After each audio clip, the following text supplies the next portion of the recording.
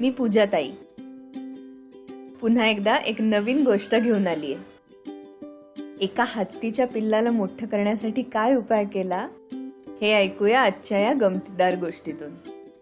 गोष्टीचं नाव आहे हत्तू झाला मोठा. ही गोष्ट लिहिली आहे श्री अनंत तडवळकर यांनी. ऐकूया तर. ही गोष्ट देखील खूप जुनी आहे. एका जंगलात एक भला मोठा हत्ती राहत होता. त्याला एक बायको होती जिचं नाव होतं हत्तीण, आणि त्या दोघांना एक छोटं पिल्लू होतं. त्याचं नाव होतं हत्तू. हत्तूला दिवसभर हुंदडायला खूप आवडायचं. तो इकडे तिकडे हिंडून गवत खायचा, छोट्या झाडांच्या फांद्यावर बसून त्या मोडायचा, तसंच दिवसभर चणे खायला हवेत म्हणून मागे लागायचा. हट्ट केला की हत्ती त्याला एक टप्पू देई आणि हत्तीण त्याच्या सोंडेचा चिमटा घेई. असं मजेशीर आयुष्य चालू होतं हत्तूचं. पण एक समस्या होती. कित्येक महिने झाले तरी हत्तू मोठाच होत नव्हता. बाबा हत्ती आणि आई हत्तीणेला काय करायचं ते सुचत नव्हतं. मोठा व्हावा म्हणून हत्तूच्या आईबाबांनी त्याला भरपूर खायला घालून बघितलं, खूप व्यायाम करायला लावला. काहीच उपाय काम करत नाहीत म्हणून एके दिवशी त्याचे हातपाय धरून ओढून बघितले. एवढे सगळे उपाय करून आई बाबा तेवढे थकले, पण हत्तू काही मोठा झाला नाही. बरेच महिने झाले हत्तू शरीराने वाढत नाही हे पाहून हत्ती काळजीत पडला. हत्तीण पण चिंतातूर झाली. एके दिवशी हत्तू झाडाखाली चणे खात खेळत बसलेला होता. तेव्हा हत्ती आणि हत्तीण त्याला बघत हाच विचार करत होते की हा पोर मोठा कधी होणार आणि कसा. जर मोठा झाला नाही तर मग उंच झाडावरची पानं त्याला तोडून कशी खाता येतील. दूर माळरानावरचं कसं काय बरं दिसेल. हत्तीणीला हा विचार करून रडूच यायला लागलं. किती समजूत काढली तरी हत्तीण काही रडायची थांबली नाही. तिथे जवळच तळ्याकाठी एक पाणघोडा पाण्यात डुंबत बसलेला असतो. हत्तीणीचा रडण्याचा आवाज ऐकून तो आवाजाच्या दिशेने येतो. काय झालं हत्ती दादा, हत्तीण का रडतीये, पाणघोडा विचारतो. अरे काय सांगू पाणघोडे दादा, हत्तूची आम्हाला काळजी वाटतीये. असं म्हणत बाबा हत्ती पाणघोड्याला हत्तू कसं वाढतच नाहीये हे सांगतो. पाणघोडा खूप विचार करून हत्तीला म्हणतो, हत्ती दादा एवढे सारे उपाय तर तू करून बघितलेस, मग शेवटचा उपाय म्हणून हेही करून बघ. कुठला रे, लवकर सांग. हत्ती पाणघोड्याला अगदी आतुरतेने विचारतो. एक काम कर, आपल्या हत्तूला थोड्याशा जमिनीत पाय रोवून उभा कर आणि त्याला रोज थोडं थोडं पाणी घाल. आपल्या रानातली सगळी झाडं तर अशीच वाढतात, बघू आपला हत्तू पण असाच वाढतो का ते. हत्तीण हा उपाय ऐकून रडायची थांबते आणि हत्तीला म्हणते, कसंही का असेना हे आपण करून बघू, आपल्या परीने सगळे प्रयत्न आपण करू.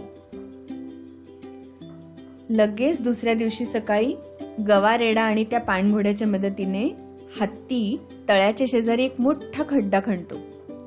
त्याच्या मधोमध हत्तूला नेऊन ठेवतो आणि त्याच्या पायावर हलकीशी माती सारतो. आता काही दिवस इथून हलू नकोस बर का, असं हत्तूला सांगतो. पाणघोड्याने सांगितल्याप्रमाणे हत्ती दिवसातून 3 वेळेला हत्तूच्या पायावर पाणी घालतो आणि रात्री त्याच्या शेजारी झोपतो. त्याची आई सुद्धा हत्तूला त्याच्या जागेवर जाऊन गवत आणि त्याच्या आवडीचे चणे भरवते. असेच 3 दिवस जातात. चौथ्या दिवशी सकाळी जेव्हा हत्ती हत्तूकडे पाहतो तर त्याला आश्चर्याचा धक्का बसतो. तो पळत जाऊन हत्तीणीला आणि पाणघोड्याला त्या खड्ड्याजवळ बोलवून घेऊन येतो. तिघेही जण अवाक होऊन हत्तूकडे बघतात. हत्तू थोडासा मोठा झालेला असतो. हत्ती आणि हत्तीण जोर जोरात ओरडून आनंद साजरा करतात आणि त्यांना खुश झालेलं बघून पाणघोड्याला पण छान वाटतं. हत्तू पण आनंदाने नाचायला लागतो. बाबा हत्ती आता त्याला त्या खड्ड्यातून बाहेर यायला सांगतात आणि जर कधी लागलंच तर परत त्याला असं खड्ड्यात उभं करून पाणी घालू असं ठरवतात. पाणघोड्याला हत्ती अगदी कडकडून मिठी मारतो आणि त्याचे आभार मानतो. खाली काय बरं गोंधळ चाललाय असं म्हणून झाडावरची खारुते खाली बघते. हत्तू, त्याचे आई बाबा, मित्रमैत्रिणी खुश होऊन नाचताना खारुताईला दिसतात.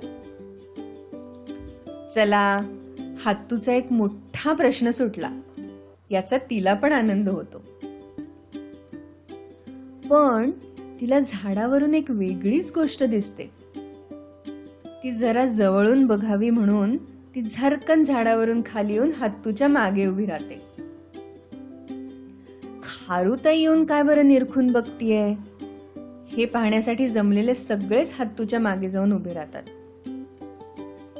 बघतात तर काय, थोड्याशा मोठ्या झालेल्या हत्तूच्या शेपटीला एक छोटूसं पान उगवलेलं असतं.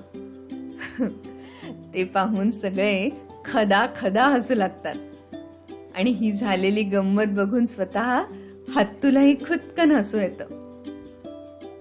पण त्या दिवसापासून मात्र हत्तू बाकी त्याच्या मित्रमैत्रिणींसारखाच नियमितपणे मोठा होत जातो. काय मुलांनो, आवडली का ही आजची गमतीशीर गोष्ट?